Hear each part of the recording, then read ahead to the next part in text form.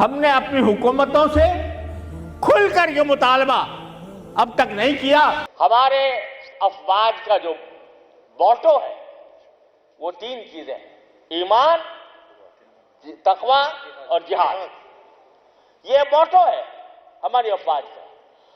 جب یہ موٹو ہے تو پھر پوچھو ان لوگوں سے جو جہاد کا فتویٰ دے رہے ہیں، ان سے پوچھو کہ آج جہاد کا وقت ہے یا نہیں ہے۔ اگر اور آپ کو اس بات کا ادراک ہو جاتا ہے کہ واقعتاً جہاد کا وقت ہے، تو آپ کے پاس جہاد کے لیے 1000 راستے ہیں۔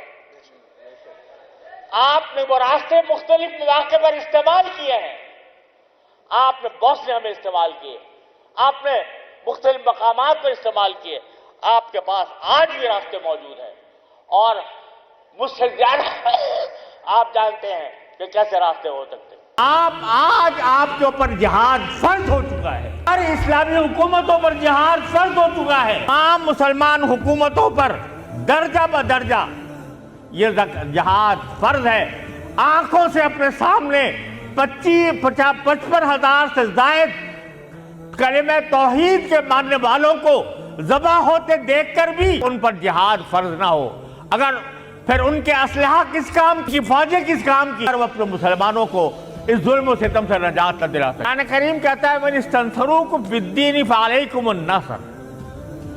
جب لوگ تم سے دین کے معاملے میں مدد مانگے تو تمہارے پر مدد کرنا فرض ہے۔ اسرائیل کتنا طاقتور ہو جائے، اسرائیل کے پاس کتنے اسلحہ آ جائیں، اسرائیل کو امریکہ کی جتنی حمایت حاصل ہو جائے، ہمارا یہ موقف تبدیل نہیں ہوگا، نہیں ہوگا، نہیں ہوگا۔ امریکہ کا وزیر خارجہ، اس سے لوگوں نے پوچھا کہ آپ اسرائیل کی حمایت کرتے ہو جبکہ وہ ہزارہا انسانوں کو قتل عام کا مرتکب ہو چکا ہے، تو کہتا ہے کہ چاہے وہ سارے مسلمانوں کو قتل عام کر دے، ہم اس کا ساتھ نہیں چھوڑیں گے۔